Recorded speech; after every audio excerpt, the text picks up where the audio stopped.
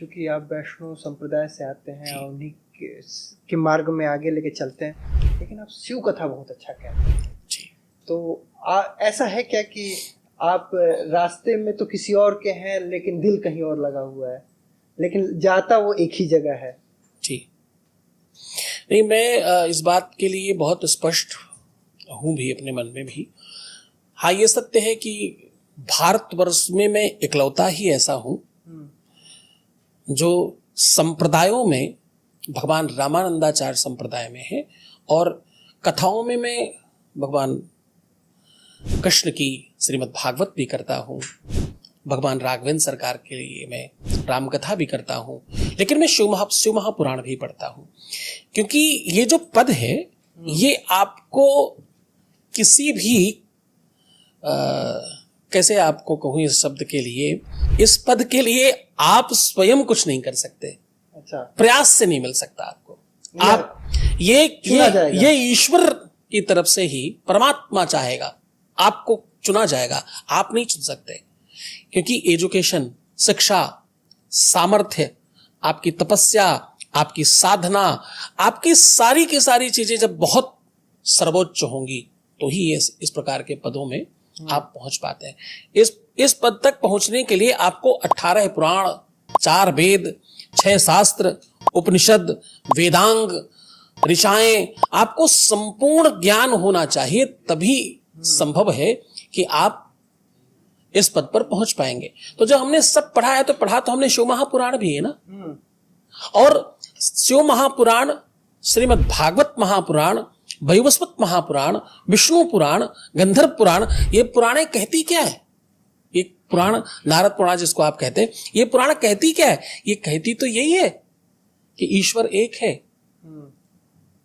मैं अभी 4 दिन पहले मुझे किसी ने देवी भागवत के लिए मार्कंडेय पुराण के संदर्भ में कुछ चर्चा हो रही थी, तो मैंने कहा देखो मार्कंडेय पुराण में कितनी अद्भुत बात लिखी है।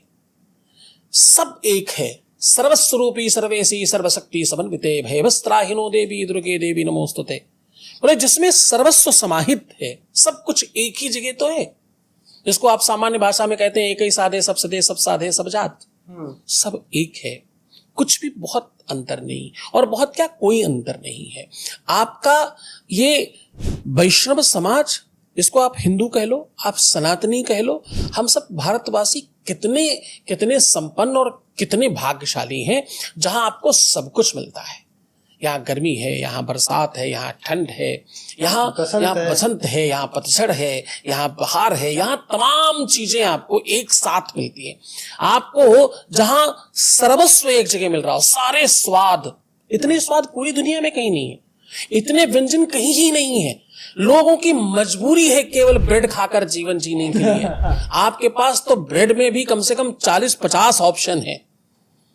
मतलब तलने में आ जाओ तो पूरी, कचौड़ी और गुलगुला और पकौड़ी और जाने क्या क्या 56 आइटम है। आप किसी ही तरफ चलना शुरू करें तो मतलब एक एक विषय पे 100 आइटम अवेलेबल है, एक एक विषय पे। इतना पूरे विश्व में कहीं नहीं है। बिल्कुल वैसा ही, उतनी ही संपन्नता, ये संपन्नता आई ही अध्यात्म की वजह से, और उतनी ही यहां अध्यात्म में संपन्नता है। यहां महाराज राजा दशरथ के पुत्र मर्यादा पुरुषोत्तम श्री राम का जीवन है, जिनको देखकर आप जीवन भर सर्वश्रेष्ठ हो सकते हो, पूरे विश्व के राजा हो सकते हो। पूरे विश्व पर आपको राज्य करना है, भगवान राम की जीवनी को पढ़िए, सुनिए, समझिए और उसी तरीके से उतारिए। आपको नैतिक रूप में सर्वश्रेष्ठ होना है, भगवान कृष्ण के जीवन को समझिए, करिए नहीं, समझिए, अनुसरण करिए। एक वो है जिसे आप जीवन में धारण कर सकते हैं, एक वो है जिसका आप अनुसरणीय हो सकते हैं, समझ सकते हैं, देख सकते हैं, उससे प्रेरणा ले सकते हैं कि क्या उचित है, क्या अनुचित है। वहां भी तो प्रश्नोत्तरी है। गीता में एक प्रश्न कर रहा है, एक उत्तर दे रहा है, प्रश्नोत्तरी है, बिल्कुल सीधे सीधे। वहां से आप अपने जीवन को समझ सकते हैं। समूचे विश्व ने जिसे स्वीकार किया, उस ग्रंथ का नाम गीता है। आप उतारिए अपने जीवन में। यहाँ हनुमान है, यहाँ राम है, यहाँ कृष्ण है, यहाँ शिव है, यहाँ दुर्गा है, यहाँ आपके पास वो तमाम व्यवस्था है। आपका मन जैसा ही हो, जिस प्रकार का आपका मूड हो, जिस प्रकार का आपका मानस हो, क्योंकि विदेशों में तो मन की कोई जगह नहीं है ना। मन और दिमाग एक ही शब्द से जाना जाता है जिसका नाम है माइंड। यहां मन के आगे भी है, यहां तो कहते हैं मन के अंदर की प्रवृत्तियां भी हैं। मन तो है ही है, जिसको आज तक पूरा पश्चिम जान नहीं सका, जिस शब्द को आज तक पूरा पश्चिम समझ नहीं सका, जिसका नाम है मन। मन जैसी कोई चीज ही नहीं पता उनको मन और दिमाग एक ही बात है उनके लिए। माइंड यहां अलग अलग है, यहां दिमाग के लिए भी अलग अलग पर्यायवाची है।